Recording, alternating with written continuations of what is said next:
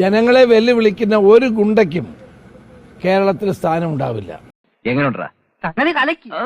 ഇത് ഗുണ്ടകളുടെ നാടല്ല, സമാധാനം ആഗ്രഹിക്കുന്ന ജനങ്ങളുടെ നാടാണ്. അതും ഇതും പറഞ്ഞ് വെറുതെ എന്നെ വിഷമിപ്പിക്കണ്ട കേട്ടോ. ഇവിടെ എല്ലാ സിസ്റ്റത്തെയും വെല്ലുവിളിക്കുന്ന ഗുണ്ടയ്ക്ക് ഇതാണ് അനുഭവം എന്ന് കരുതുക. പോലീസുകാരനെ തൊട്ട് കളിക്കല്ലേ. കേരള പോലീസ് ആരാണെന്ന് ഇന്ന് നീ വിവരം അറിയും. ഇത് മാത്രമല്ല, കേരളത്തിലെ എല്ലാ ഗുണ്ടകളെയും നിലയ്ക്ക് നിർത്താൻ ഈ ഗവൺമെന്റ് പ്രതിജ്ഞാബദ്ധമാണ്.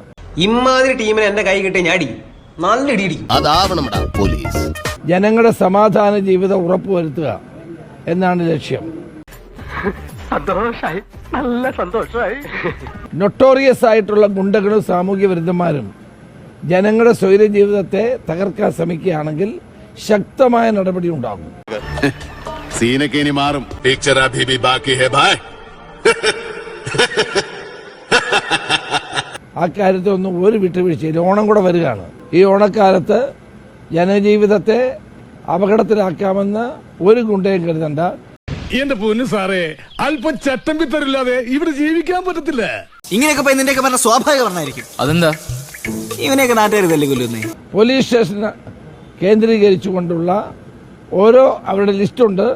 എല്ലാ പോലീസ് സ്റ്റേഷനിൽ ലിസ്റ്റുണ്ട്. ഹിസ്റ്ററി ഷീറ്റേഴ്സ്, ഗുണ്ടകൾ, സാമൂഹ്യ വിരുദ്ധന്മാർ, കാപ്പ കേസി പ്രതികൾ, ഇവരെല്ലാം പോലീസ് കർശനമായ നിരീക്ഷണത്തിൽ അവരുടെ നിരീക്ഷണത്തിലാണ്.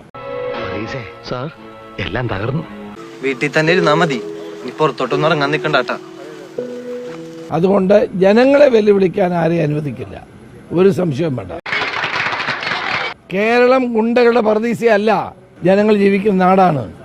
കുറെ ആളുകൾ ഇറങ്ങി മനഃപൂർവ്വമായി കുഴപ്പമുണ്ടാക്കാൻ നോക്കുകയാണ്. അവരാരായാലും ശരി. ഇപ്പൊ അവരുടെ കൈകളിൽ വിലങ്ങ് വീഴുമെന്ന് തെളിഞ്ഞല്ലോ. ശവത്തെ കുത്തരുത്. അപ്പൊ താൻ ആരാണെന്ന് സ്വയം ഒരു ബോധം ഉണ്ടല്ലോ. നന്നായി. 2-3 ദിവസമായിട്ട് എന്തോ ഒരു വെല്ലുവിളിയായി. വെല്ലുവിളികളാവാം, പക്ഷേ അത് നിന്നേക്കാൾ 4-5 ഓണം കൂടുതലുണ്ടവനോടാവരുത്. അപ്പൊ ഇതൊന്നും ആരും നിയമത്തിന് അതീതരല്ല.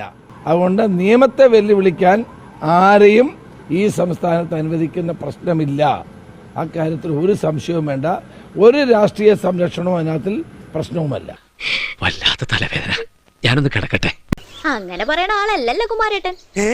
ഞാനിപ്പോ പഴയ പോലെ അല്ല. വഴക്കും വക്കാണൊക്കെ മടുത്ത് ഇപ്പൊ എല്ലാരോടും ഭയങ്കര സ്നേഹ. എന്തായാലും കൊള്ളാം. ഞാൻ വീട്ടിൽ പോണേ, എനിക്കൊന്നും വയ്യ കാണാൻ.